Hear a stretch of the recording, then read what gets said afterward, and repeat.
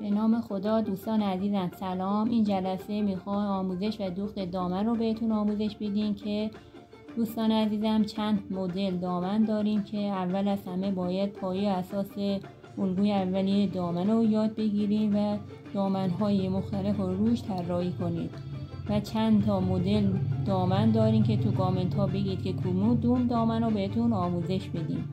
این جلسه من نقاب خودم 2 مدل دامنتون براتون در نظر گرفتم. امیدوارم که براتون مناسب و کاربردی باشه و با سابسکرایب کردن یه قوت قلبی باشه برای آموزش های بعدی و اون قلب سفیدم قرمزش کنید که بریم به سراغ آموزش هامون. برای اندازه گیری دامن اول بایستی چند تا اندازه داشته باشیم. اندازه گیری پایین تنه که یکی یکی براتون آموزش میدم.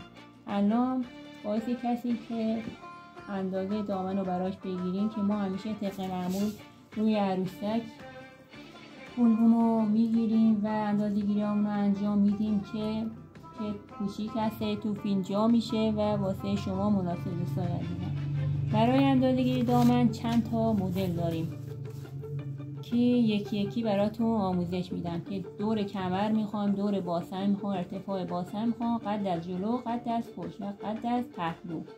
دور کمر که دوستان عزیزم برای اندازه‌گیری دامن یک نواری به عنوان نوار پرفله که بهش میگن دور کمر طرف میبندیم که این دقیقاً روبروی آرنج قرار میدن. گودترین قسمت کمر هستش که اندازه‌گیری رو روش انجام میدیم. کسی که میخواد اندازه بگیره دور کمرش رو با متر به این حالت نه صفر نه شل یه خورده حالت حرکت داشته باشه. متر 16 سانتی متر دقیقا روی نوار 16 سانتی متر یادداشت میکنیم. بعد دور باسنم قسمت برجسته ترین قسمت باسن قرار میدیم و به حالت اوری به روی شکم این حالت قسمت برجسته ترین سمت بالا 19 سانتی متر. ارتفاع باسن که از قسمت کمر تا قسمت برجسته ترینش میشه 5. قد از جلو 16. قد از پشت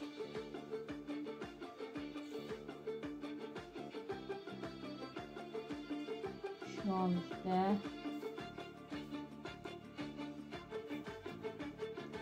قد از پهلو میشه 17. حالا اندازه گیریمون اینا بودن دوستای عزیزم که ما اندازه گیری ها رو انجام دادیم.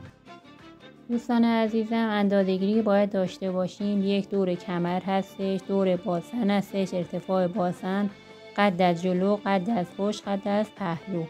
بخوایم یک کادری رو بکشیم یک خط طولی و عرضی میکشیم.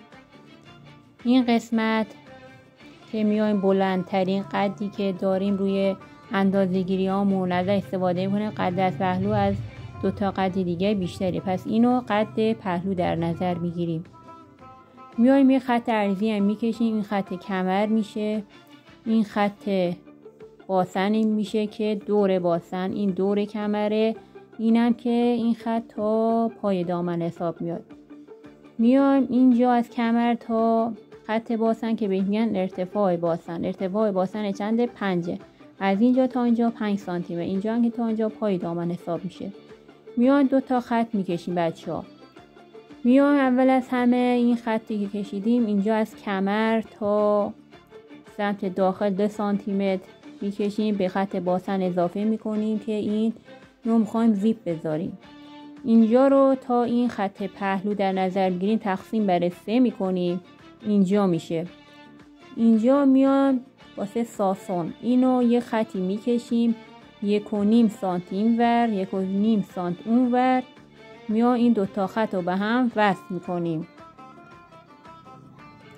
و اینه که خط پهلو هستش. این قسمت پشت دامن هستش، CB یعنی باز هستش. این جلوی دامن. شما فکر کنید اینجوری در نظر بگیرید که اشتباه نکنید. همیشه پشت دامن 2 سانت و نیم بزرگتر از جلوی دامن خاطر برجستگی باسن. میایم حالا الگوی جلو رو بکشیم بچه‌ها.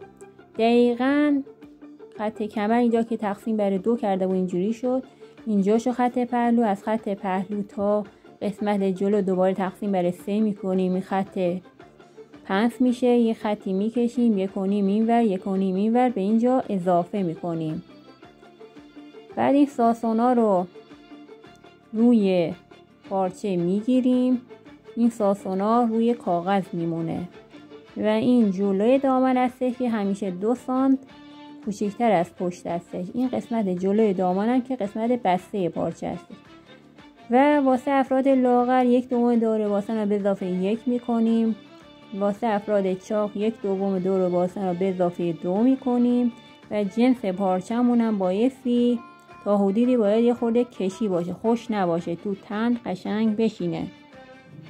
واسه الگو کشیدن دوستان عزیزم میایم 2 تا خط میکشیم، خط طولی و عرضی هستش که میایم بلندترین قد رو نگاه کنید که پهلو، پشت و جلو کدومترین بلند قدترینش که 17 روی علامت میزنیم که 17 میشه. اینجا بلندترین قد رو روی کاغذ میکشیم، اینجا میشه خط کمر، از خط کمر تا ارتفاع باسن میشد 5 سانتی متر. 5 علامت میزنیم، خط باسن بزرگ، این وسطش میشه نصف میشه باسن کوچک. اینجا تا اینجا هم پای دامن میشه. این بالای دامنم 1/4 دور باسن میشه 4 علامت میزنیم، 1/4 میشه 4. اینجا میشه خط پهلو، تا اینجا علامت میزنیم، این که خط پهلو، اینم که خط باسنه.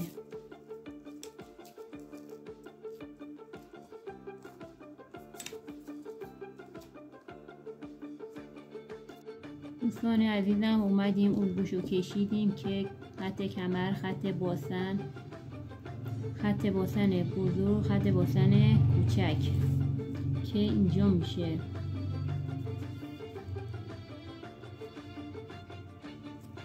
دوستان عزیزم میایم این قسمت پشت دامن هستش، این خط پهلو هستش، این قسمت جلوی دامن هستش، این CF بسته پارچه چون جلوی دامن بسته هستش، این پشت دامن باز هستش و چون الگوی پشت همیشه 2 سانت کوچیکتر از قسمت جلو هستش، خاطر همین چون برجستگی پشت داره میایم همیشه 2 سانت از جلو کم میکنیم به پشت اضافه میکنیم. دوستان عزیزم که پشت همیشه 2 سانت از جلو بزرگتر هستش که میام این الگو رو میکشیم.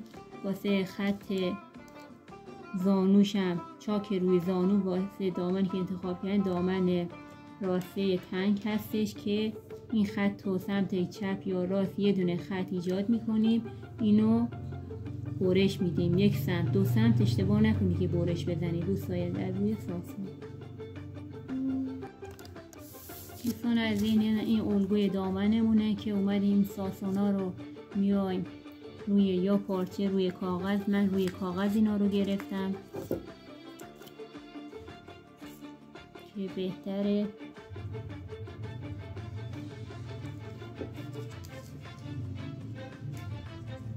روی کاغذ میانیم ساسونا رو میگیریم که راحت تره.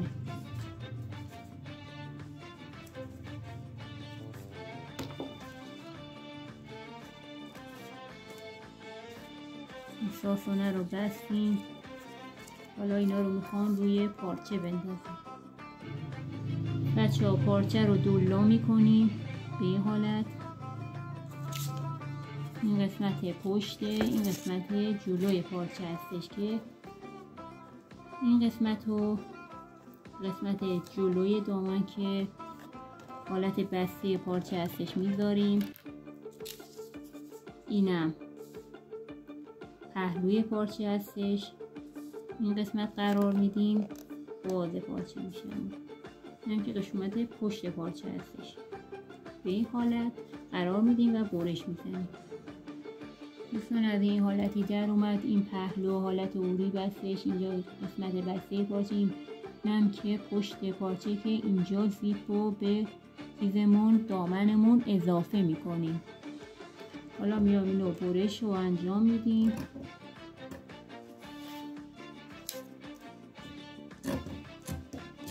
برش میزنیم و همیشه جای دوخت هم 1 سانت میذاریم.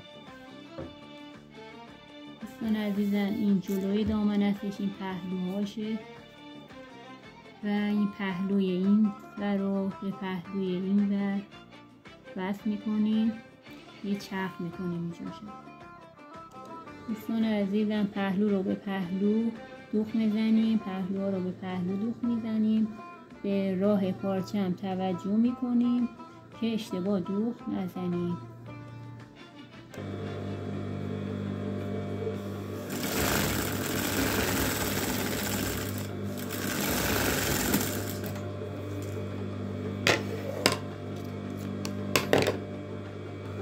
اینجا هم میام یه زیپ 20 سانتی اینجا میدوزیم. بعد از اینکه زیپ رو دوختیم بعد میام این درز رو میدوزیم که پشت کیف وای نسته بچه ها، چون اینجا واسه این دامن ما زیپ به اندازه عروسک نداشتیم که ما اینو همینجوری میدوزیم و باز میذاریم.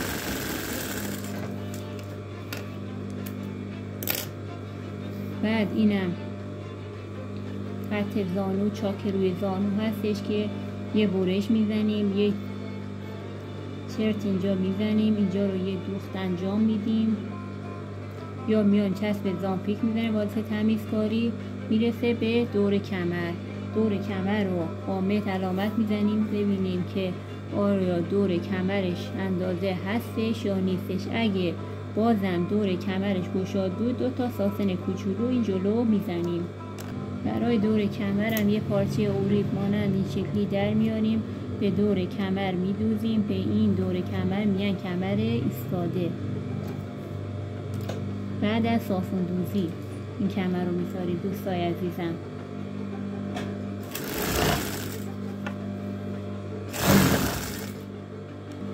اینا رو هم چند تا چرت میزنیم دور کمر رو، بعد به این حالت در میاریم، اینو قشنگ اتو میکنیم و یه دوخت روش میریم.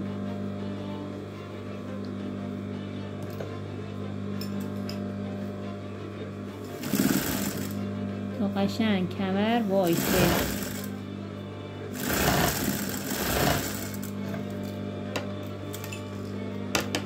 به این حالت در میاد، دیگه به سمت بیرون بر نمیگرده، این حالتی میشه. این دور کمر رو بعد از زیپ بعد از ساسو میدوزیم که کمر کاملا اندازه تن باشه. دوستان عزیزم دامنمون آماده شد، دامن تنگ چاک روی زانو هستش که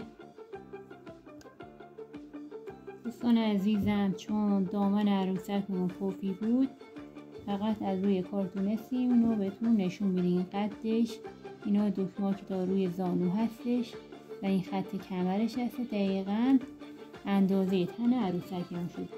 دوستان عزیزم ما تونستیم به راحتی یک دامنی زیبا و جذاب جوری واسهتون بدونم. امیدوارم که دوست داشته باشید و واسه آموزش های بعدی دامن ما رو همراهی کنید و هر دامنی که خواستید و توی کامنت ها بگید که کدوم آموزش بدیم.